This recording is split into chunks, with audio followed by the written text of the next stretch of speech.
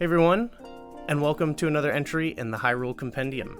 And today we're talking about mixing linearity with non-linearity in Zelda.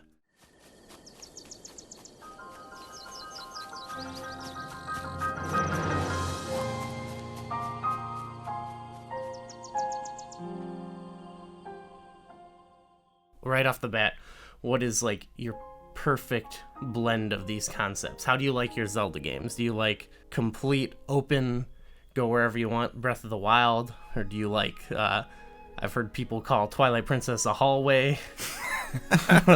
Wow. Or even Wind Waker, where you like literally can't go anywhere for a couple dungeons, I'd say. Like, where do you lie on this? I think I lie with 99% of Zelda fans and somewhere in the middle. Okay. Although I would say if I had to, I think I'd probably go more towards the linear.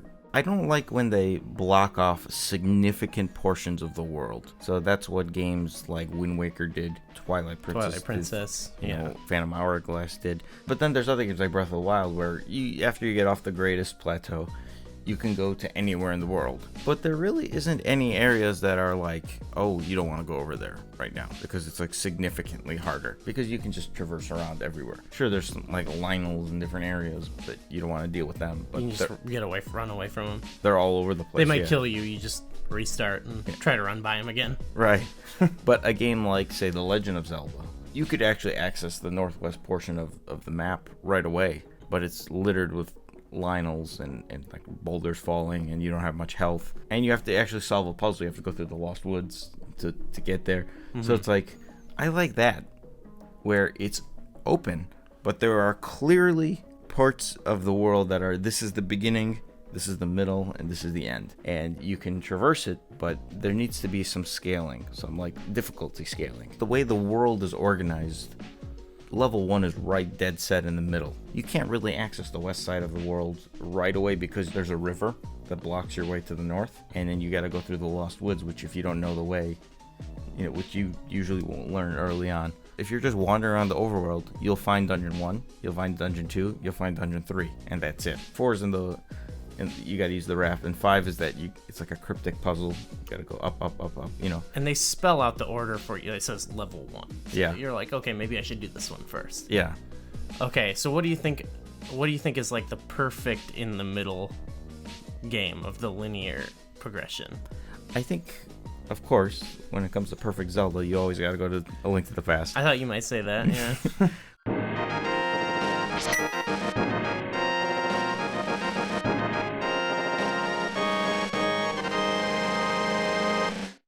The light world is very linear, more or less. There's 3 pendants. You more or less do them in order. The world is segmented, but not much. Once you get out of the sanctuary at the beginning of the game, you can access the bulk of the world if you want to. You can't get to Death Mountain yet. You need the Power Glove. And there's little sections of each area that are blocked off. Even when you get to the Dark World, you're still somewhat segmented. It's like you can only go to this area, and then it opens up and you can start doing things in different order. You need some dungeon items to progress. There's several different like routes through the game in combination with the overworld being fairly open, especially the light world.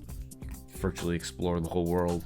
Yeah. Very early on. Similar to that is Ocarina of Time. You can go most places, you just can't do certain things. Much like the light world, you know, the child dungeons, you gotta do in an order, but then when you become an adult, you can kind of mix up the first 3 in different orders, and then after that, the last 2, like, I don't even know what the recommended order for those is, because I think the way they lay out the medallions... They kind of leave it ambiguous a little bit. You know, the story guides you towards the Shadow Temple before the Spirit Temple. That's true, yeah. It gives you stuff where it's like, if you're curious about enough things, you can make progress in different ways, but then they kind of still guide you so you can have, like, a story, I guess.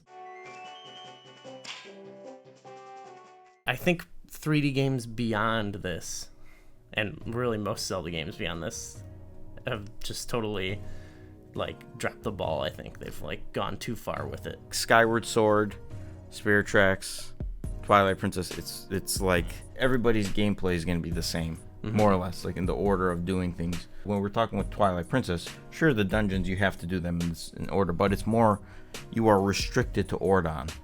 and then, oh, you can finally enter Faerun.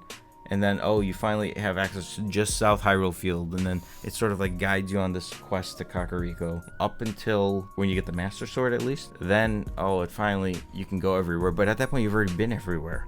It's like Ocarina of Time, A Link to the Past idea taken to an extreme, where it's like, it leads you until you get the Master Sword.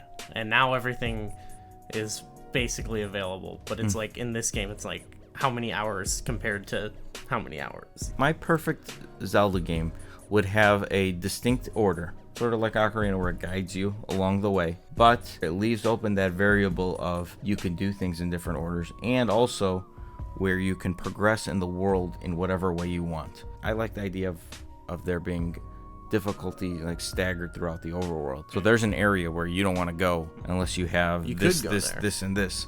But you could go there and get destroyed if you want to. I think they were aiming for that a little bit with Breath of the Wild. I don't think so, actually, because after you get off the Greatest Plateau, you can go anywhere, more or less. Hyrule Castle is definitely a step up in terms of difficulty, but everywhere else in the world is more of the same. Yeah, I think somewhat. Like, I think going to the Zora area when it's raining and there's the Lizalfos running at you, if you go there, like, right away, it's a little intimidating. Or, like, going somewhere with, like, going to the Goron area without potion when you only have 3 hearts, that could be a little intimidating. You were naming everything that I did in this game the first time I played. And you had a hard time with it. I went straight to Zora, no hearts, no shrines, just, we did the whole Goron area and without having the proper equipment.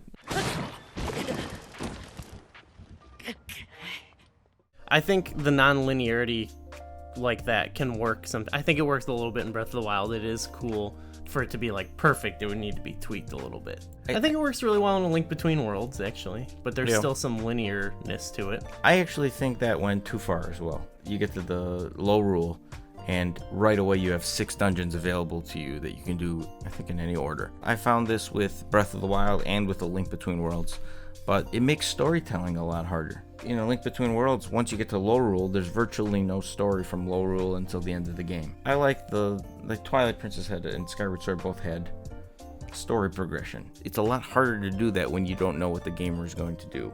I don't think no restrictions is good. Like I was saying, I like the idea of some areas being harder, but I do still like Ocarina of Time is an example where you have a region that's totally locked off to you. In this case, it was the Gerudo region, and it's like that's end game content.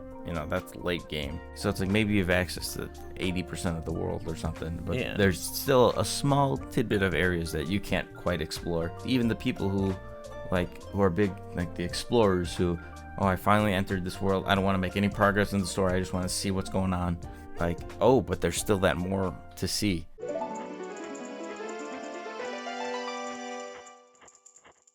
All right, so yeah, we got a good mix, I think. Maybe we're a bit biased, I think, of our eras. I'd be curious to see what people think about Wind Waker and Twilight Princess and how they do these games. Because, there's a lot they're very popular games. Yeah. So I'd be curious to see what everyone thinks about those. I'm sure we'll get a lot of commentary about Twilight Princess. Yeah, probably.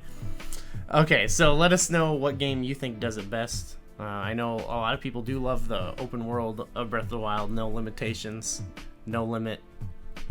Go for it. If you like this video, give it a like, subscribe, check out all our other videos, and thanks for watching.